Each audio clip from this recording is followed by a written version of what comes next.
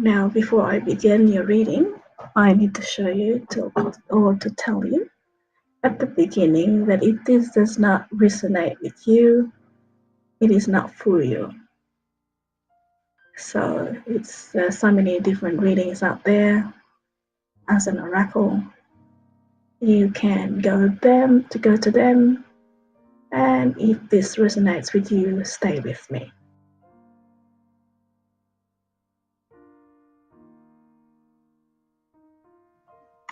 Hello Sagittarius, this is your reading for January 2019. Happy New Year. I'm sure you had a wonderful time being such a party animal that you are. You probably absolutely killed the dancing moves, the new shuffle, or whatever else you star the party. You know, you are incredibly big-hearted and you made many people happy. I'm using the Ask and Lily's Given cards by Esther and Jerry Hicks. It's incredibly fun to use, and it's the first time I've done this, so this is incredibly difficult at the beginning, but I'm getting the hang of it. By the time I've got your reading, I think I should be fine. I just wanted to know that this is not tarot. This is mostly for motivation and helping you in terms of setting directions, or sometimes we can't really set ourselves, even if you are somebody expert at doing this card reading. Maybe you are a card reader. I'm not going to presume to know what I'm doing because I'm not very experienced, but perhaps you will get something out of this anyway. So I've got 4 cards and 1 general, okay, from this deck. And I think that the word we're thinking of from this deck would be bed of flowers.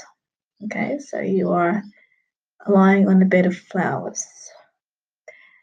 You're in your first week, obviously, you're still on a high, and you're thinking absolutely well-being is the basis of my universe. So you are at the very top of feeling the best that you can be, so I mean, everything that you're feeling right now, how good you're feeling and so on, is vindication of your way of life. Yeah. So well-being is the basis of all that is. It flows to you and through you. You only have to allow it, like the air you breathe. And you know this. This is what you've been living in, and this is your lifestyle. You only have to open, relax, and draw it into your being. You literally breathe well-being. Everyone around you feels so good when you're around. Life seems to be like an endless party for you. And often this is the case, for a lot of you Sagittarius people. Perhaps you're not, this is you, maybe you're a pretty sad Sagittarius person, and you're very positive and intellectual, very philosophical, and also very adventurous, very daring. And at the moment in 2019, everything is amazing, all of this and more. You exemplify these positive traits, Sagittarian traits of confidence. Everyone believes that you embody confidence and you're very open-minded. Okay, and everybody admires this about you because you seem to have so much freedom. On the other hand, they're a little bit scared of you. Yeah, they want to be on your good side because they're scared of you, and you're probably surprised why they're scared of you. And they're scared of you because of your success. They don't really know that success is about the joy that you feel. Okay, you measure success by the joy that you give to others. But the thing is, because of not seeing this, not seeing that people can see you as somebody who's a bit daunting, and because you see yourself that you can do what you want, you can be a bit tactless, and your honesty is brutal and it hurts people. So you need to be a little bit more tactful and help them a great deal about this. The first people who are Sagittarius moon, I mean, you think that you're not really tactless, but you can be, and you don't even realize it. So that's the worst one. because you think that you're doing good by saying the truth, but by saying the truth, it's too much for a lot of people around you. And also, you can be impatient. Okay. So, in your second week, because you're thinking, this is the joy I give to everyone, and I'm giving joy for myself because I'm very successful and I'm happy about that. So, remember that you can be thrilled about other people's success. You don't have to be superficial about it, you know. The outward things mean a lot to you, but you have to remember that compliments have to have substance to them. You have to look at the person's accomplishment and look at it, not just what the appearance of success. Appearance of success might be the attainment of money and material stuff, but you have to remember that the true measure of success is about joyfulness, is about being happy with what you have, being content, being grateful. And because of this, sometimes you are good at that. You can also be good at being sincere and giving people that are responsible for your success the credit. You thank people, but sometimes this is very inconsistent. Your interest can be very short-lived, and before you know it, you're onto other things, and then people get really nonplussed. They're absolutely confused sometimes because like 100 miles per hour, you're taking about something or complimenting people, blah blah blah blah. Thank you for letting this is because of you, blah blah. And then all of a sudden you're thinking about something else, and then you started to criticize people. So this is fluctuating. This is a bit off-putting for so many people that can't keep up with you, and you need to deliver. Sometimes it's the other way around. You're the one who's very inconsistent in delivering something, that performance that they want from you, yet you don't. You fluctuate from delivering and then under delivering. So be careful in your second week that just because you're full of joy inside you, other people can't see that. They only see the inconsistency. Okay? And the inconsistency that might appear as though, even though you are feeling so good inside, and you couldn't understand why people can't see that, that you're very happy about the projects completing, and you're taking the credit of most of what would happen, but you have to see that it's a teamwork, and other people actually did work to make that come about, and it's not just about you who actually made the project become successful. Other people are also working on it, so you're not the only one. So you should be taking the credit for it. It's a teamwork type thing. So in second week, it's really, really easy to sort of be overconfident, like you usually are in most things. So try not to make mistakes. So because you feel that you can do no wrong, because of this overconfidence, it makes you want to make mistakes. It can make you make mistakes. So it can be something that is the Sagittarian usually feel is that their weaker side. But try to take more care, in handling people and so on.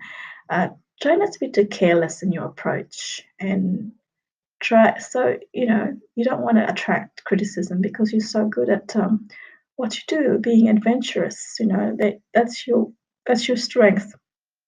And I know that you're also large-hearted, and you're very generous with people, in your compliments. But on the other hand, you also can be very harsh in criticizing others, and the brutality of your honesty.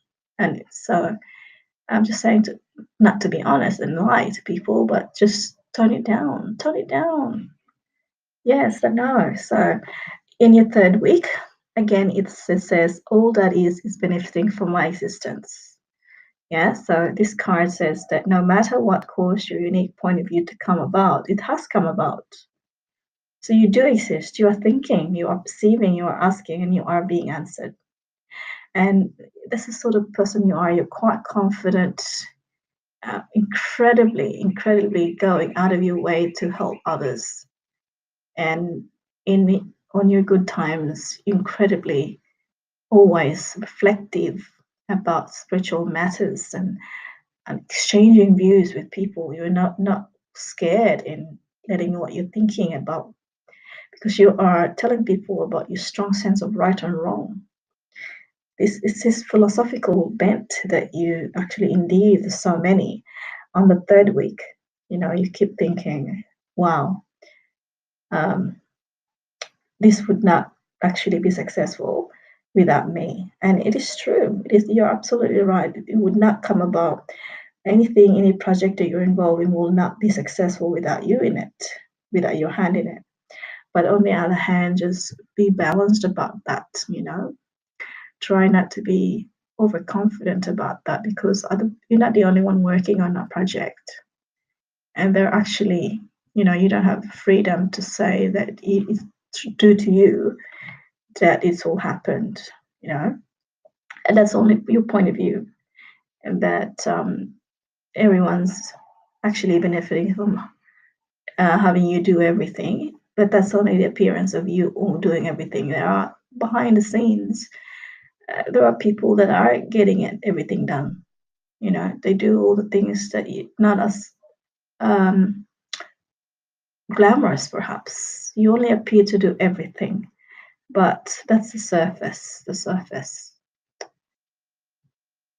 And you yes, so on the third week, you could appear very superficial, so be very careful. But it's just that most people can see what you're thinking inside, that you do have specific uh, focus, and that you constantly bring your thoughts into being, that you thinking, hey, I am here, and I make this possible, everything on this possible, that all that is benefiting from my existence and from my point of view, and I matter. And you are so right, it's this wonderful Jupiter, is your planet. Jupiter is your beneficent and uh, very powerful energy that is with you. And this is your main source of strength. And you could manifest anything you want in a way that is expansive, that you wish to help people. But it can be going the other extreme, and it's too ambivalent, and the ego that comes from it is massive, that is just like overshadow everyone. So try not to do that too much. You can't help the way you are, of course, but the thing is, your huge presence, I'm not talking about physical, but I mean the kind of influence that you bring to any context is overwhelming sometimes. So in your third week, you're thinking of this way. This is your normal operating condition, that you are everything to everyone. Okay, very influential indeed. And because of this, you can become very overconfident.